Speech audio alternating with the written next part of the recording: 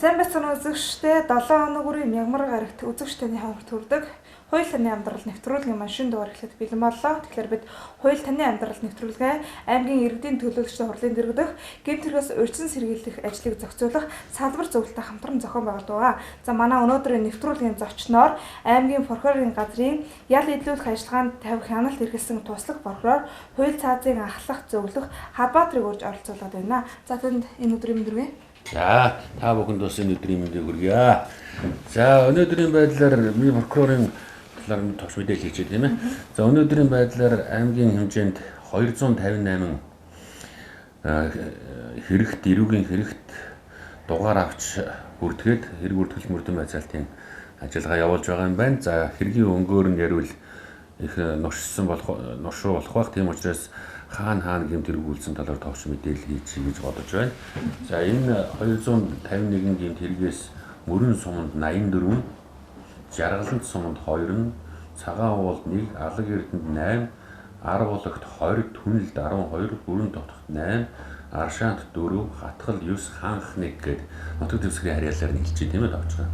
За ийм байдлаар 251 гэмт үйлдэлд эрүүгийн хэргийн дугаар авч өнөөдөр хэрэг бүртгэл мөрдөн байцаалт явуулж үндээс аймгийн явуулж байгаагаас аймгийн прокурорын газар хяналт тавьж ажиллаж байна. За өнгөрсөн онд бол бид нэр 2014 онд нийтдээ 1007 хэрэгт эрүүгийн хэрэгт одоо эрүүгийн хэргийн мөрдөн байцаалт хэрэг бүртгэл мөрдөн байцаалтын ажиллагаанд хяналт тавьсан. За үүнээс мөн 700 гаруй гэмт хэргийн шинжтэй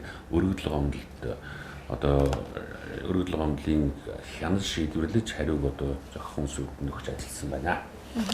За гэмт хэрэгээс урьдчилан сэргийлэх ажил бол прокурорын байгууллага өөрөөр хэлбэл шүүх мэдлийн хэрэгжүүлэгч байгууллагын хувьд бол прокурорын байгууллагын гэмт хэрэгээс урьдчилан сэргийлэх ажил дээр бол тэргүүлэгч байр суурьтай ажиллаж жирсэн цаашдаа ажиллагч болно.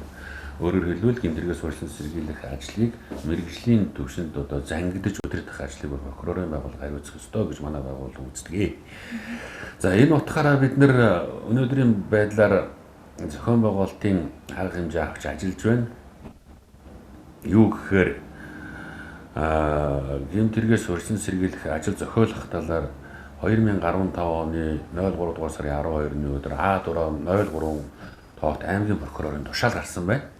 За энэ тушаалаар бол тус прокурорын газрын орлогч туслах хяналтын прокурор тус урд мөрөн сумын багуудыг хуваарлан өгч гэмт хэрэгээс урьдчилан сэргийлэх чиглэлээр багуудын хэсгийн байцаагч, багийн засаг дарга тийм ээ бусад одоо холбогдох албан тушаалтнуудтай хамтарч тодорхой ажил зохион байгуулж үр дүнгийн 6 сарын 10 хагас жилээр тийм ээ хагас бүтэн жил 12 сарын 10 буюу бүтэн жилээр ингэж тайлгнаж танилцуулж байхаар зохион байгуулалтын арга хэмжээ авч тушаал гаргасан байна. Өөрөөр хэлбэл энэ тушаалаар прокурорууд одоо мөрөн сумын багуудыг хариуцаж хуваарлж авч өөрөөр хэлбэл тушаалын хавсралтаа хэн ямар багууд дээр ажиллах вэ гэдгийг бол тодорхой зааж өгсөн, хавсралтаар баталж өгсөн юм байж байгаа.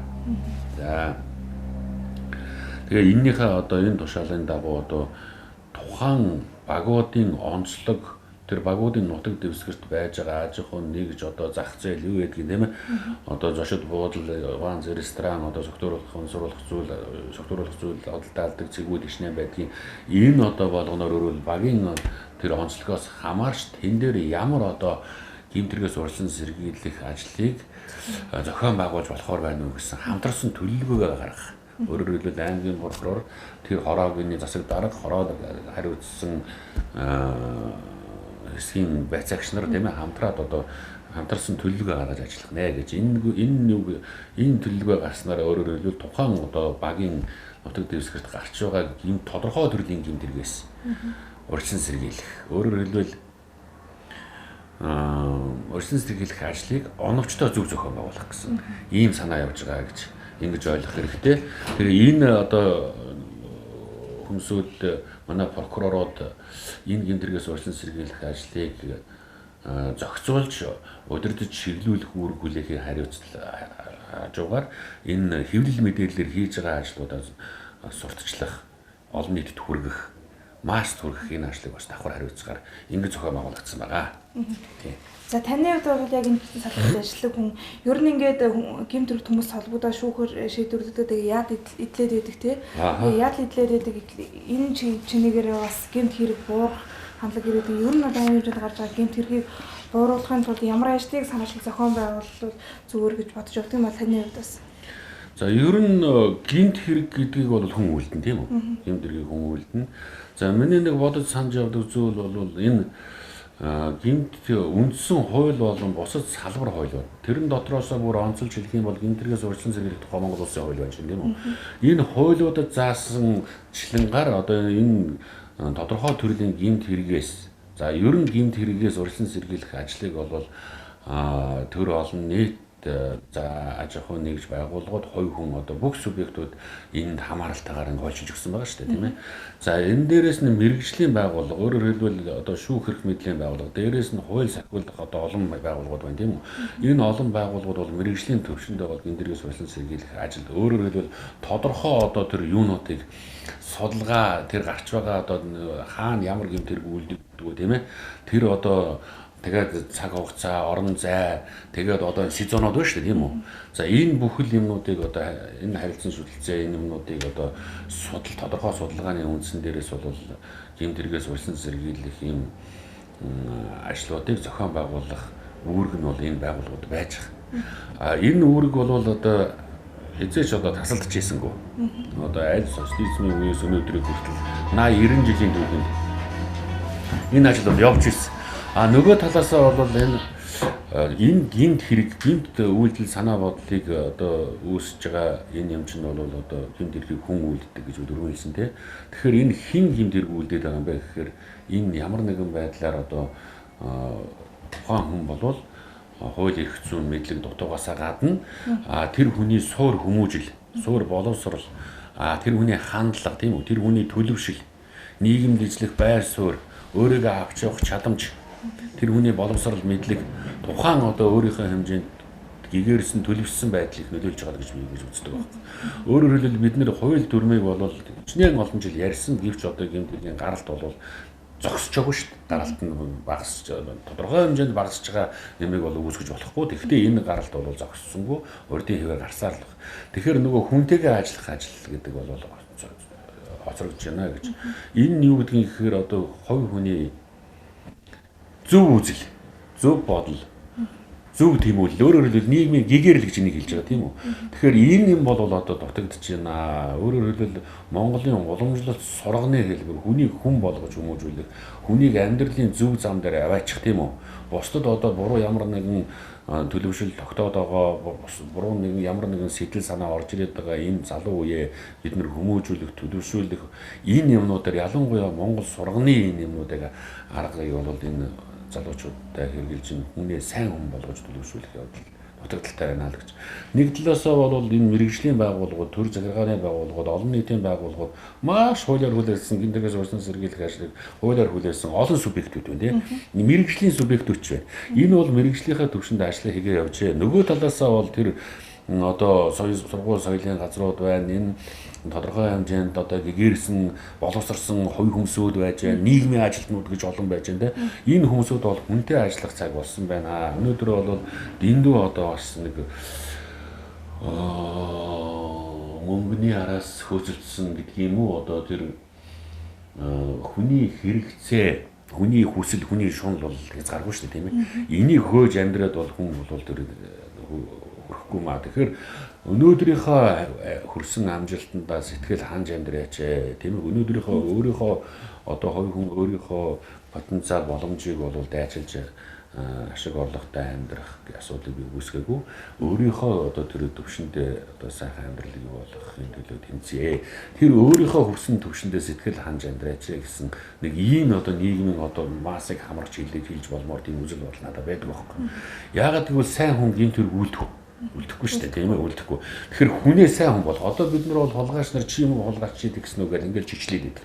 Хууль барьчаал загнаад идэг тийм үү? Чамайг хэдэн жилээр яллаад үгүй гэл.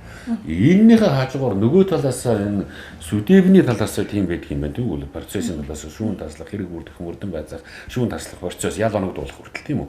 Нөгөө талаас тэр хүндээ чиглэсэн ажлуудаа бид нар зохион байгуулалт явуулж байгаа юм.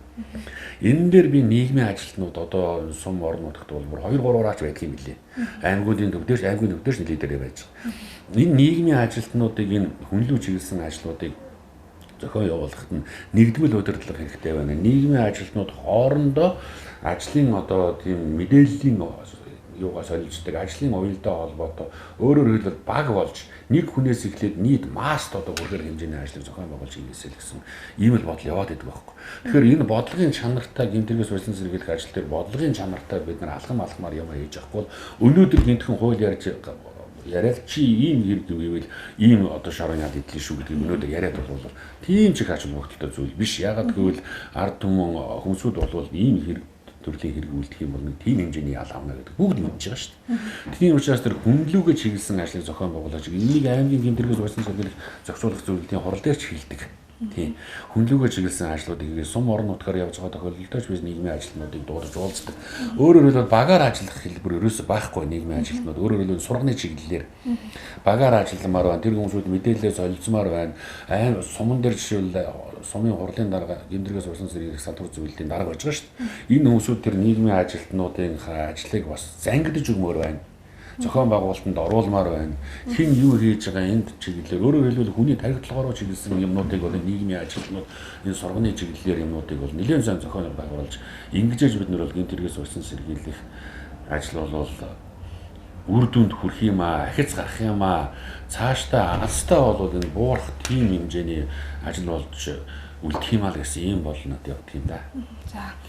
За баярлалаа үзэгчдээ хуулийн амьдрал нэвтрүүлгийн маань энэ удаагийн дугаар энэ үрээд өндөрлөж байна. За бид энэ удаагийнхаа ярилцлагын цагийн зочноор аймгийн прокурорын газрын ял хөдлөх ажиллагааны тавь хяналт эрхэлсэн туслах прокурор хууль цаазын анхлах зөвлөх Хадбаадрыг өөрж оролцууллаа. За миний тэнд асуугаагүй асуулт манд нэвтрүүлэхээ сүүлчийн хорны бас танд үлдээ. За баярлалаа. Тэгэхээр ер нь зөвөр хөсгөлчүүдтэй уриалж хэлэх гэдэг юм уу? Энэ миний саяны ярьсантай холбогдуулж ярихад энэ хувь хүмүүсүүд байна тийм ээ. За ялангуяа энэ ахмад наснууд байна. Энэ үр хүүхдээ зөв хүн болгож хүмүүжүүлэхэд хэрэгтэй үг байна. Хуучин цагийн улсууд бол хүнийг хараад бүр анддгүй байсан. Тэр байтхаа одоо хиний хүүхэд ямар аргаар энэ хүүхэд яавал энэ хоолоо олж идэх вэ гэдгийг тэр одоо зүгээр өөрийнхөө хүүхдийг биш шүү дээ. Зүгээр өөр хүний хүүхдийг хараад хэлдэг тийм хуучч бол байлаа шүү дээ. Тэгэхээр одоо энэ хүн одоо ер нь юугаа хийнэ үү чихрээ иднэ үү уунгаа иднэ гэдэг шиг тийм нүд балаа чихтүүлэгтэй байгаасаа хүмүүстэй бас санаа тавиасаа миний хүү ингээд буруу явж ирсэн шүү чи ийм зам зөв замраа зөв зам явахын зөв замаа олохын тулд чи амьдралын зөв зам дээр гарахын тулд чи нэг ингэх хэрэгтэй байх шүү миний хүү гэдэг юм уу тийм ээ ийм сургамжийн үеийг манай ахмад наснууд энэ дэгээрсэн боловсрсон хүмүүсүүд манай аймагт маш олноор байж байгаа энэ хүмүүсүүд бас тэр хавь орчинд нөлөөлдөг ийм одоо нэг хэлбэрийг манайхан хэрэгжүүлээсээ тэгээд тэр Монгол ардын зүр цэцэн үгийн хайхтар том философи байна тий. Энэ юмнуудыг тэр Монгол сурганы аргуудыг энэ залуу үедээ бас өвлүүлээсээ хэлж ярьдаг байгаасаа тийм ээ хүний төлөө сэтгэл тавьдаг байгаасаа гэсэн ийм нэг миний бодож явдаг зүйлийг бас ард олондоо хүргэмээр байна. Ахмад наснууд, өндөр наснууд, амьдрал таньсан, гэгээрсэн энэ одоо сайхан хүмүүсүүд маш олноороо байж байгаа. Өсгөлийн ард түмэн бол маш их тийм мэдрэмтгий, оюунлаг одоо тархины хүч бол ихтэй тийм ард юм шүү дээ. Тэгэхээр энийг одоо бас энэ залуу үедээ болж өгөхгүй яваад байгаа нөхдүүдэд бас сургамж, халамж ийм болгох тал дээр бас манай хүмүүсүүд ажилласаа ингээд одоо бас манай хөсгөлчүүдийн маань оюун санаа бас гэгээрч сэтгэлэн цагаан байгаараа мөрөн цагаан байна тийм ээ. Ийм гэж яваасаа гэсэн одоо ийм нийтлэг ийм уриалга гэхүү тийм ээ ийм юмыг бас би аймгийнхаа энэ унган нутгийн хүний хувьд бас аймгийнхаа хүмүүсүүдэд уриалж хандаж хэлмээр байна. Ингээд нийт хөсгөлчүүдтэй одоо ажил амьдралын сайн сайхан тийм ээ эрүүл энх утгатай наслах энэ сайхан үйлчүүдийн ерөөлийг бас нийт өсгөлчүүдтэй өргөн баримаар байна да. За баярлалаа таны тэр сайхан ерөөл бат сайхан оршуултгай. За үзэгчтэй хууль таны амьдрал нэвтрүүлгийн маань энэ удаагийн дугаарыг нэрээр өндөрлөж байна. Үзэгчтэй хүн хууль таны амьдрал нэвтрүүлгийн дараагийн дугаарыг эх 7 хоногийн мягмар гарт авч үзээрэй. Баярлалаа үзэгчтэй.